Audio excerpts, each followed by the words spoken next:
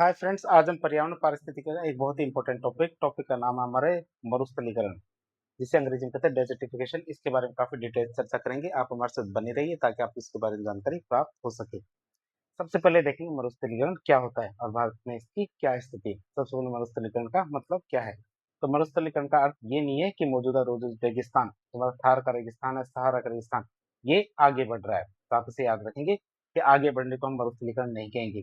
इसका वास्तविक मतलब क्या होता है, किसी भी हमारे उपजाऊ जमीन, जैसे हमारे को खेत हो, घास का मैदान हो या जंगल हो, क्या कोई भी उपजाऊ जमीन, जो हमारे खेत हो, घास का मैदान हो या जंगल हो, इनका अपनी नमी और उर्वरता खोकर धीरे धीरे बंजर या रेगिस्तान में बदल जाना हमारे क्या कहलाता है, मरुस्थलीकरण कहलाता है। आप इसे याद रखेंगे। मरुस्थलीकरण का मतलब क्या होता है, किसी उपजाऊ जमीन, जैसे हमारे खेत, घास का मैदान या जंगल, इनका क्या अपनी नमी और उर्वरता को खोकर धीरे धीरे बंजर या रेगिस्तान में बदल जाना हमारा मरुस्थलीकरण कहलाता है। इसका मतलब ये नहीं होता कि जो मौजूदा रेगिस्तान है, जैसे हमारा थार का रेगिस्तान, सहारा का रेगिस्तान, ये आगे बढ़ रहा है, इसका मतलब मरुस्थलीकरण नहीं होता है। आप इसे याद रखेंगे। बात करें भारत के लिए चिंता का विषय क्यों है, मरुस्थलीकरण चिंता का विषय कैसे है? तो यूएनसीसीडी की रिपोर्ट के अनुसार देखें तो भारत ने पिछले 10 सालों में, तब पिछले 10 सालों में अपने 31% घास के मैदान खो दिए हैं। क्या भारत ने पिछले 10 सालों में अपने 31% जो घास के मैदान थे ये खो दिए हैं। अब भारत का लगभग 32% हिस्सा, विशेष रूप से हमारा राजस्थान, गुजरात, महाराष्ट्र और कर्नाटक जैसे जो राज्य हैं, ये मरुस्थलीकरण की चपेट में आ चुके हैं। कितने, लगभग 32% हिस्सा हमारे मरुस्थलीकरण की चपेट में आ चुका है, जिसका सीधा असर हमारी खेती, पानी की उपलब्धता और किसानों की आजीविका पर पड़ रहा है। इसलिए भारत में ये चिंता का विषय है। बात करें मरुस्थलीकरण को रोकने के कौन कौन से उपाय हैं, तो स्थानीय से लेकर अंतर्राष्ट्रीय स्तर के उपायों की बात करें, तो मरुस्थलीकरण को रोकने के उपायों की बात करें। मरुस्थलीकरण एक ऐसी समस्या है जिसे केवल सरकार नहीं सुलझा सकती, इसे 3 स्तरों पर काम करके ही सुलझाया जा सकता है। हर उस स्तर की बात करें, कौन कौन से स्तर है। पहला स्तर आता है हमारा कौन सा, लोकल स्तर, जिसे स्थानीय लेवल या स्थानीय स्तर कह सकते हैं।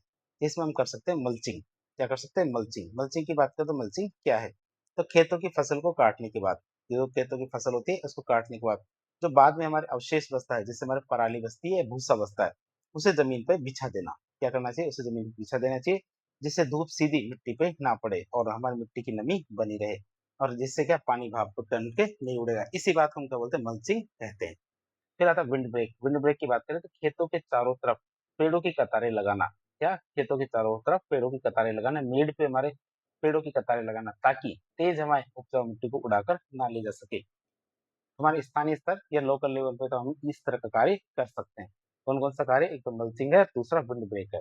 दूसरा स्तर पे आता है हमारा कौन सा, राष्ट्रीय स्तर, जैसे नेशनल लेवल, ये भारत सरकार के प्रयास की बात करेंगे। तो भारत सरकार के द्वारा बहुत सारे कार्यक्रम चलाए गए हैं, जिनमें कौन कौन से कार्यक्रम है उनकी बात करें। तो एक कार्यक्रम हमारा कौन सा, IWMP। कौन सा कार्यक्रम, IWMP मतलब एकीकृत वाटरशेड प्रबंधन कार्यक्रम, मतलब इंटीग्रेटेड वाटर मैनेजमेंट प्रोग्राम की बात करें। तो 1989-90 में इस शुरुआत की गई थी इस कार्यक्रम की। कब, 1989-90 में शुरुआत की गई थी इस कार्यक्रम की। तो इस कार्यक्रम का उद्देश्य क्या था, बारिश के पानी को सहेजना। इस कार्यक्रम का उद्देश्य क्या था, बारिश के पानी को सहेजना और मिट्टी के घटाव को रोकना। तो दो उद्देश्य थे इसके, एक तो बारिश के पानी को सहेजना और दूसरा क्या था इसका उद्देश्य, मिट्टी के घटाव को रोकना। 2003 में इसे हरियाली दिशा निर्देश नाम से दिया गया। आप इसे याद रखेंगे। जो हमारा IWMP है, तो 2003 में इसे हरियाली दिशा निर्देश नाम दिया गया था, और अब ये हमारे प्रधानमंत्री कृषि सिंचाई योजना का हिस्सा है। आप इसे याद रखेंगे। 3 जगह इसके नाम चेंज हो गए। शुरुआत में इसे IWMP कहते थे, एकीकृत वाटरशेड प्रबंधन कार्यक्रम। फिर हमारे 2003 में इसका नाम बदल दिया गया। नाम बदल के क्या रखा गया, हरियाली दिशा निर्देश। और अब इसका नाम बदल के क्या रखा गया हमारे, मतलब नाम तो नहीं बदला गया है, लेकिन प्रधानमंत्री कृषि सिंचाई योजना का इसे हिस्सा बना लिया गया है। तो इसरो का एटलस की बात करें 2016 का, इसरो का एटलस 2016 की बात करें, तो इसरो ने सैटेलाइट की मदद से, इसरो ने क्या किया, सैटेलाइट की मदद से भारत का मरुस्थलीकरण एटलस तैयार किया था, तब 2016 में, जो ये बताता है कि भारत की कौन कौन सी जमीन कितनी तेजी से बंजर हो रही है। ये एटलस बनाया था इसरो ने, कब, 2016 में। आप इसे याद रखेंगे, जिससे हमें पता चल रहा है कि भारत की कौन सी जमीन कितनी तेजी से बंजर हो रही है। तीसरा आता हमारा कौन सा, अंतर्राष्ट्रीय लेवल का। अंतर्राष्ट्रीय स्तर पे देखें, ग्लोबल लेवल पे, तो सतत विकास लक्ष्य नंबर 15, सतत विकास लक्ष्य नंबर 15 की बात करें, तो संयुक्त राष्ट्र के 17 लक्ष्यों में से 15वें जो सतत विकास के लक्ष्य, 17 लक्ष्य, उनमें से 15वां लक्ष्य स्पष्ट रूप से क्या बताता है, पृथ्वी पर जीवन और भूमि के क्षरण को रोकने की बात करता है। तो पृथ्वी पर जीवन और भूमि के क्षरण को रोकने की बात करते हैं 15वां लक्ष्य।